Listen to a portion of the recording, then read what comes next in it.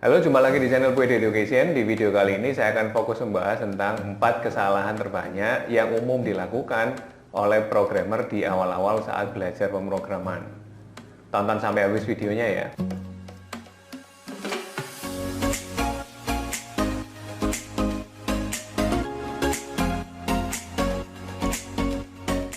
Gambar ini sebenarnya cukup mewakili kesalahan paling banyak yang dilakukan programmer di awal belajar coding. Bahkan programmer kelas berat pun juga pernah mengalaminya atau bahkan sesekali mengalaminya karena menulis program ratusan baris, ribuan baris itu cukup lelah, terus matanya sudah capek, sudah seharian bekerja, jadi ada beberapa karakter yang membuat dia tidak sadar atau tidak perhatian fokus di situ. Gambar ini sebenarnya cocok untuk bahasa tertentu yang masih menggunakan titik koma ya, seperti C++, Java, Pascal, dan lain-lainnya yang masih menggunakan karakter titik koma sebagai akhir dari statementnya. Gambar ini sebetulnya sebuah sindiran, sarkasme, karena di situ ditulis hide and seek, seolah-olah ini bukan materi programming, tapi seolah-olah ini permainan aja, saya tak sembunyi, karakter-karakter tersebut yang membuat salah sembunyi nanti temukan ya. Yang juara adalah karakter titik koma dan seterusnya. Anda bisa lihat gambar ini sendiri. Nah, kita akan membahas satu persatu mengapa gambar ini bisa menyebabkan kesalahan di dalam program Anda. Kita mulai dari yang juara 3 dulu, yaitu karakter kurung. Ini adalah kesalahan yang menjadi juara 3, artinya terbanyak ketiga ya, yang sering dilakukan programmer di saat pertama kali belajar coding. Bahkan programmer kelas berat pun masih mengalaminya sesekali. Kita lihat contoh program berikut ini. Program ini ditulis dengan menggunakan C++. Semua contoh yang di video ini akan dituliskan dengan bahasa C++. Ada 4 variabel A, B, C, D seperti itu dengan nilai masing-masing. Saya berharap dengan A ditambah B dibagi C ditambah D, kesalahan paling banyak programmer di awal belajar coding adalah dia mengira jumlah itu akan dilakukan terlebih dahulu. Nggak sadar nih ya, namanya juga kesalahan ya. Jadi dia tidak sadar mengira bahwa dia sudah menulis kurungnya. Jadi seolah-olah penjumlahan dilakukan terlebih dahulu, baru pembagian. Lalu begitu dijalankan, dia berpikir 16 tambah 16, 32 ya, dibagi 1 tambah 3 kan 4 ya. 32 dibagi 4, dia berpikir bisa mendapatkan angka 8 ya. Begitu di running, hasilnya menjadi 35. Alasannya karena pembagian dilakukan terlebih dahulu daripada penjumlahan. Karena baru belajar pertama kali pemrograman, mengira bahwa sudah otomatis atau mungkin merasa sudah dituliskan, tapi ternyata outputnya berbeda ya, karena pembagian dilakukan dahulu. Sehingga menemukan ini kadang-kadang juga butuh berjam-jam. Kalau kita sebagai pengamat melihat kesalahan ini lucu sekali karena sederhana banget kan salahnya, hanya kurang-kurung aja. Cuman lagi-lagi pengamat itu tidak terlibat dramanya. Sama seperti pengamat sepak bola, dia melihat salah satu bintang, misalkan Cristiano, di depan gawang dia nendang nggak cool ya, padahal di depan gawang nih kosong nih. Dia nendang nggak cool, namanya juga pengamat kan. Dia tidak terlibat drama permainan sepak bolanya, sehingga ngomong juga enak kan. Gitu aja nggak bisa, aduh gitu kan dan sebagainya. Pengamat memang paling enak karena dia memang tidak terlibat. Padahal di depan gawang itu lebar gawangnya. Cristiano aja nggak bisa misalkan ya. Ada beberapa momen yang seperti itu. Dan itu memang dilalui.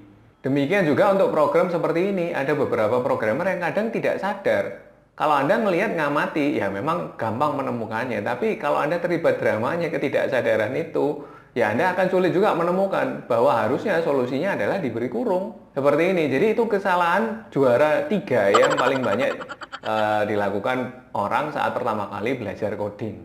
Setelah dikurung hasilnya menjadi benar, yaitu menjadi 8 karena 16 ditambah 16 dulu, 32 dibagi dengan 4, yaitu 8. Jadi penjumlahannya dilakukan terlebih dahulu.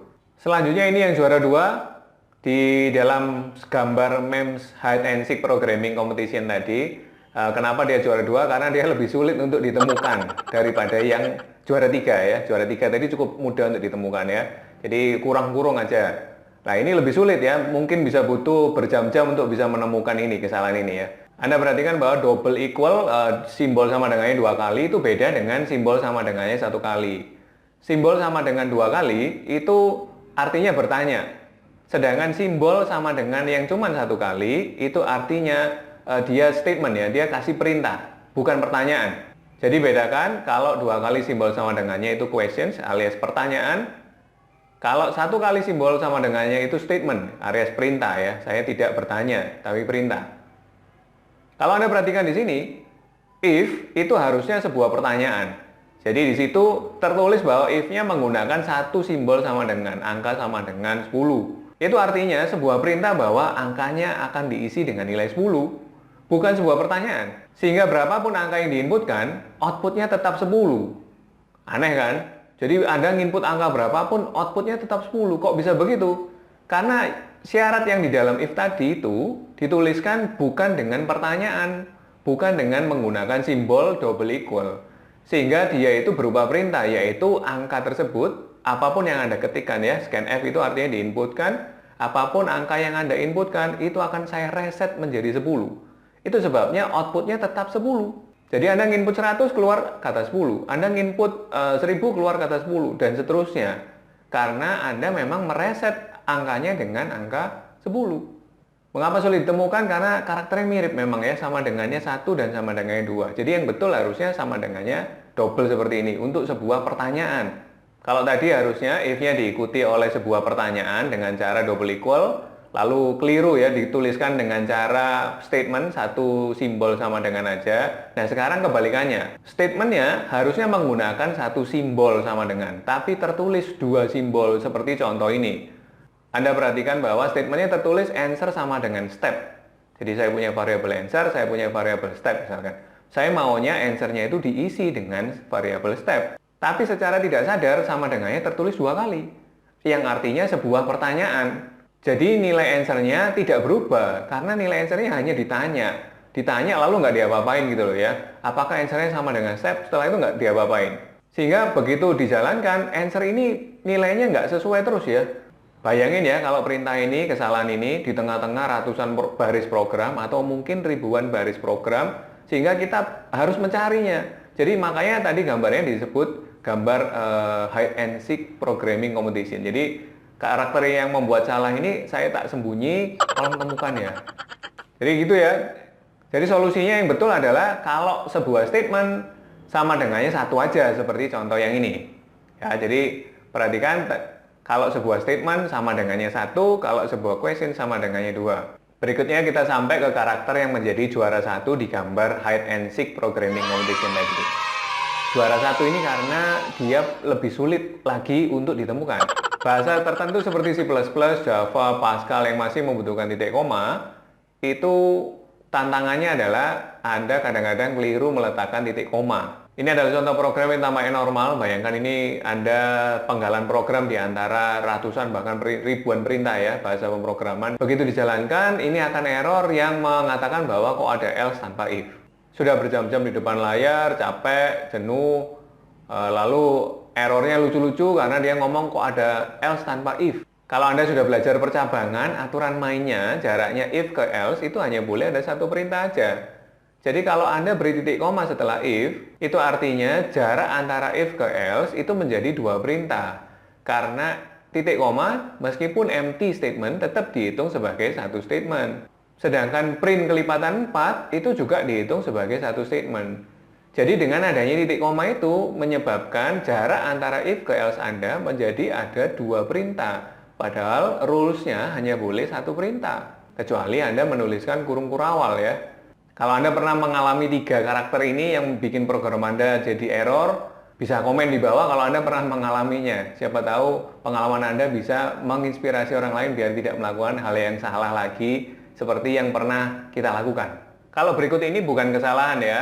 Yang namanya refactoring ini bukan kesalahan, tapi cuman lebih ke arah style coding. Jadi refactoring ini adalah salah satu istilah di dunia pemrograman yang intinya adalah membersihkan kode programmu biar lebih rapi. Mengapa harus direfactoring? Padahal tidak direfactoring pun tidak error. Berbeda dengan tiga karakter yang tadi ya. Kalau Anda codingnya sendirian ya, jadi Anda solo karir nih ya, Anda ngerjakan sebuah project sendirian, solo karir, kalian mau coding sambil tiduran, mau coding sambil handstand, ya terserah kamu. Nggak apa-apa. Nggak perlu refactoring juga nggak apa-apa. Kalau kalian cuman satu orang ya dalam satu project. Kalau kalian single fighter gitu ya, Anda solo karir, silakan satu project kalian kerjakan satu orang aja, ya udah nggak apa-apa. Kalau kalian berada dalam sebuah tim, code itu akan dikolaborasikan banyak programmer menjadi satu project besar. Jadi programmernya ada banyak. Nah, kalau Anda nulisnya nggak rapi sehingga perlu direfactoring, ya kasihan teman-teman satu timmu.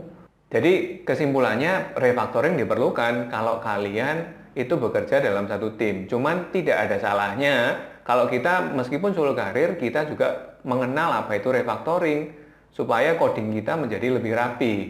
Sudah terbiasa rapi gitu ya. Jadi kalau ketemu orang, satu tim kolaborasi dengan programmer lain, kita sudah terbiasa ngoding dengan rapi. Sebelum kita melihat contoh refactoring, kita melihat dulu cerita tentang pedagang kambing hitam dan kambing putih. Jadi ceritanya ini ada pedagang kambing hitam dan kambing putih, ada customer ya yang datang untuk bertanya-tanya. Ya, customer ini bertanya nih, Pak, itu kambingnya makanannya apa? Jadi pedagang ini sebelum jawab dia tanya dulu, yang mana? Yang warna putih atau yang warna hitam? Nah, customernya jawab, oh kalau yang putih Pak. Nah, kalau yang putih itu makanannya rumput. Nah, customernya lalu bertanya lagi lah, kalau yang hitam makanannya apa? Ya rumput juga. Wah, customernya ini mulai agak bingung ya. Ini pedagang kok bulet ya, ribet aja ya. Lalu dia tanya lagi, Pak itu kambing harganya berapa? Lalu pedagangnya bertanya dulu ya, kambing yang mana dulu? Si customernya ngomong, kambing yang putih. Oh kalau yang putih 300.000 harganya. Customernya bertanya lagi lah, kalau yang hitam juga 300.000. Jadi ini customer sudah mulai garuk-garuk ini ya, ini pedagang ribet amat ya hidupnya ya. Customer ini merasa gemes banget ya sama pedagang kayak gini ya. Ini bulet aja nih orang ini ya. Lalu dia tanya lagi, Pak, Bapak ini kok ribet banget ya setiap ditanya, kok tanya balik warna yang hitam atau yang putih? Kenapa selalu begitu sih Pak? Customernya saking gemesnya ini ya. Pedagangnya malah bilang begini, loh karena yang putih itu milik saya. Kalau gitu yang hitam milik siapa? Milik saya juga. Waduh, ketemu orang kayak gini nih ribet banget. Ini kan bikin gemes, iya kan? Kalian pasti pernah baca atau pernah dengar cerita seperti ini. Jadi refactoring itu mirip seperti cerita tadi. Sekarang kita lihat contoh refactoring berikut ini. Jadi ini ceritanya itu ceritanya ada ratusan baris ya, cuma diambil fokus di sini aja.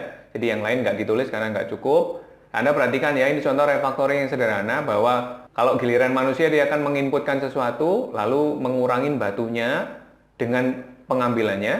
Jadi kalau Anda ambil 5 misalkan, maka batunya berkurang 5. Kalau giliran komputer juga sama. Ya, batunya akan diambil oleh komputer sehingga berkurang juga. Yang bikin gemes di sini adalah Anda ngodingnya seperti pedagang kambing tadi. Anda mau mengurangi batunya sebanyak pengambilan aja pakai bertanya dulu. Apakah giliran human? Kalau iya batunya tak kurangin. Lah kalau enggak, batunya juga tak kurangin.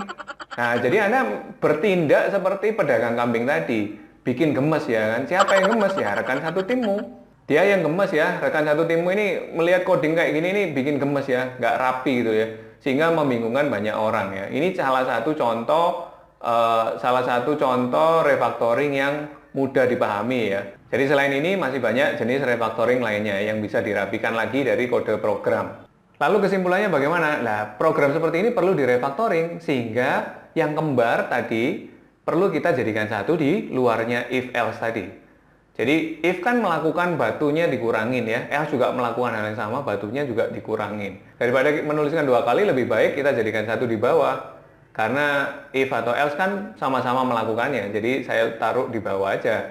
Ingat ya, refactoring ini tidak menyebabkan error, apalagi kalau Anda solo karir ya, tidak perlu rapi. Anda mau coding sambil handstand, Anda mau coding sambil kayang, ya terserah Anda, nggak perlu rapi codingnya juga nggak apa-apa. Cuman kalau Anda sudah bekerja dalam tim, refactoring ini wajib hukumnya supaya rekan satu timmu nggak gemes sama kamu. Saran saya meskipun solo karir atau single fighter dalam kerja program, ya biasakan gaya ngodingmu rapi, sehingga kebiasaanmu itu akan terbawa dengan baik saat ketemu dengan programmer lain, saat Anda harus kolaborasi dengan programmer lain. Jika video ini bermanfaat buat Anda, bantu kami untuk terus berkembang dengan cara subscribe, like, share, dan komen di bawah video ini. Salam Puide.